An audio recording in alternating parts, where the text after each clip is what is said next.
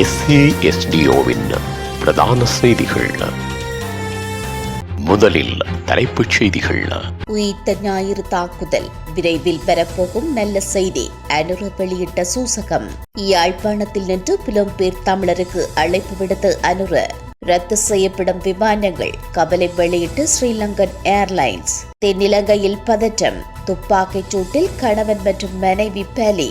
அத்துமீறி கடல் தொழிலில் ஈடுபட்ட இந்திய கடற்தொழிலாளர்கள் 23 பேர் கைது. இஸ்ரேலின் மிலேச்சத்தனமான தாக்குதல் தவிக்கும் லெபனான் மக்கள். தொடர்பன விரிவான செய்திகள். தாயக செய்திகள். அப்பாவி பொதுமக்களை கொன்ற ஈஸ்டர் ஞாயிறு தாக்குதல்கள் தொடர்பான முக்கிய செய்திகளை எதிர்வரும் நாட்களில் பொதுமக்கள் எதிர்பார்க்கலாம் என்று ஜனாதிபதி அனுரகுமார திசாநாயக்க தெரிவித்துள்ளார். தம்புள்ளையில் இடம்பெற்ற மக்கள் சந்திப்பில் கலந்து கொண்டு உரையாற்றிய அவர் இவ்வாறு கூறினார். அமைதியான குடிமக்களுக்கு நீதி வழங்கவும் சாதாரண மக்கள் மீண்டும் பாதுகாப்பாக வாழக்கூடிய சூழலை உருவாக்கவும் இந்த வழக்குகள் அனைத்தையும் நாங்கள் தொடர்கிறோம். அடுத்த சில நாட்களில் ஈஸ்டர் தாக்குதல்கள் தொடர்பான செய்தியை எதிர்பார்க்கலாம் என்று அவர் கூறினார். இவர்களுக்கு என்ன நடந்தது?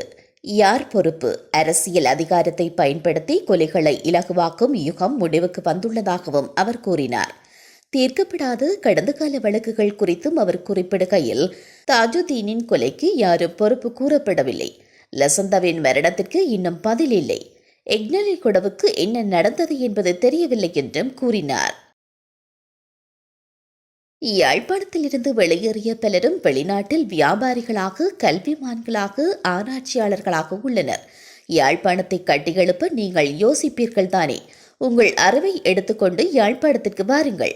உங்கள் நிதியை யாழ்ப்பாணத்திற்கு கொண்டு வாருங்கள். இந்த நேரத்தில் கொண்டு வராத நிதி மற்றும் அறிவால் பலனில்லை.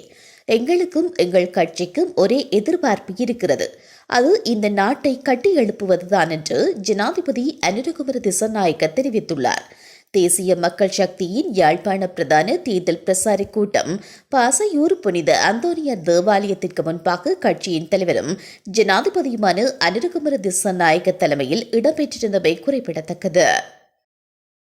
கடந்த சில நாட்களாக தவிர்க்க முடியாத காரணங்களால் பல விமானங்கள் ரத்து செய்யப்பட்டமைக்கு ஸ்ரீலங்கன் ஏர்லைன்ஸ் வருத்தம் தெரிவித்துள்ளது. ஸ்ரீலங்கன் ஏர்லைன்ஸ் நிறுவனத்திற்கு சொந்தமான பல விமானங்கள் தொழில்நுட்ப கோளாறு காரணமாக ரத்து செய்ய வேண்டியிருந்தது. இந்த சிக்கல்களை தீர்ப்பதற்கு விடாமுயற்சியுடன் செயல்பட்டு வருவதாகவும் பயணிகளின் பாதுகாப்பை உறுதிப்படுத்த பல நடவடிக்கைகளை முன்னெடுத்துள்ளதாகவும் அந்த நிறுவனம் தெரிவித்துள்ளது. பயணிகளுக்கு ஏற்பட்ட சிரமத்திற்கு வருந்துகிறோம் என்றும் வாடிக்கையாளர்களின் பொறுமையை பெரிதும் பாராட்டுவதாகவும் குறிப்பிட்டுள்ளது. இதேவேளை விமானங்கள் ரத்து செய்யப்பட்டதால் சிரமத்திற்குள்ளான பயணிகளுக்கு விமான நிறுவனங்களால் தேவையான உணவு மற்றும் தங்குமிட வசதிகள் வழங்கப்பட்டுள்ளதாகவும் தெரிவிக்கப்பட்டுள்ளது.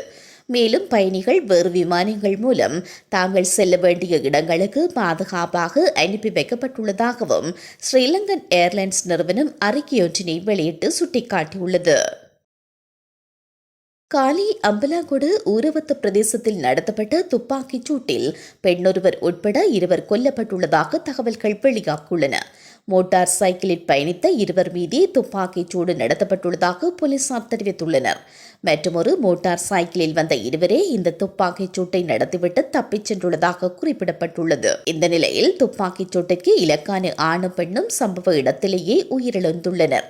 உயிரிழந்த 2 அம்பலாகொட கொலைகுட பிரதேசத்தை சேர்ந்த 46 வயதான கணவன் மற்றும் மனைவி என தெரிய வந்துள்ளது. குறித்த 2 போதைப்பொருள் வர்த்தகத்தில் ஈடுபட்டவர்கள் என்று போலீசார் கூறியுள்ளனர். இந்த சம்பவம் தொடர்பான மேலதிக விசாரணைகளை போலீசார் மேற்கொண்டு வருகின்றனர். யாழ்ப்பாணம் நடந்தேவை அண்மித்த கடற்பகுதியில் அத்துமீறி கடற்தொழிலில் ஈடுபட்ட 23 இந்திய கடற்தொழிலாளர்கள் கைது செய்யப்பட்டுள்ளனர். குறித்த நடவடிக்கையானது கண்காணிப்பில் ஈடுபட்டிருந்த கடற்படையினரால் மேற்கொள்ளப்பட்டுள்ளது. இதன்போது சந்தேக நபர்கள் பயன்படுத்திய 3 கடற்தொழில் படகுகள் கைப்பற்றப்பட்டதாக கடற்படை பேச்சாளர் தெரிவித்துள்ளார். அத்துடன் கைது செய்யப்பட்ட இந்திய கடற்தொழிலாளர்கள் காங்கேசந்துறை கடற்தொழில் துறைமுகத்திற்கு அழைத்து வரப்பட்டு மேலதிக விசாரணைகளுக்காக மயிலிட்டி கடற்தொழில் பரிசோதகர் காரியாலயத்திடம் ஒப்படைக்கப்பட உள்ளதாக தெரிவிக்கப்பட்டுள்ளது. உலகச் செய்திகள். லெபனான் மீது இஸ்ரேல் நடத்திய வான்வழி தாக்குதல்களில் பல குழந்தைகள் உட்பட குறைந்தது 40 பேர் கொல்லப்பட்டதாக லெபனான் அதிகாரிகள் தெரிவித்துள்ளனர். லெபனான் தலைநகர் பெய்ரூட்டின் தெற்கு புறநகர் பகுதிகளில் இஸ்ரேல் கடுமையாக குண்டு வீசி தாக்கியது. கடந்த வெள்ளிக்கிழமையில் இருந்து கடலோர நகரமான டயரில் குறைந்தது 7 பேர் கொல்லப்பட்டனர் என்று லெபனான் சுகாதார அமைச்சகம் தெரிவித்துள்ளது. முன்னதாக இந்த நகரில் இருக்கும் பொதுமக்கள் வெளியேற வேண்டும் என்று இஸ்ரேலிய ராணுவம் உத்தரவிட்டிருந்தது. எனினும் வெள்ளிக்கிழமை தாக்குதல் குறித்து இஸ்ரேல் ராணுவம் சார்பில் எந்த உத்தரவும் வெளியிடப்படவில்லை. உயிரிழந்தவர்களில் 2 குழந்தைகள் இடம்பெற்றுள்ளதாக லெபனான் சார்பில் தெரிவிக்கப்பட்டுள்ளது. தாக்குதல் நடந்த பகுதிகளில் மீட்புப் பணிகள் நடைபெற்று வருகின்றன. தாக்குதலுக்கு பிறகு மீட்கப்பட்ட மற்ற உடல் பாகங்களை அடையாளம் காண DNA சோதனை செய்யப்பட உள்ளதாகவும் தெரிவிக்கப்பட்டுள்ளது.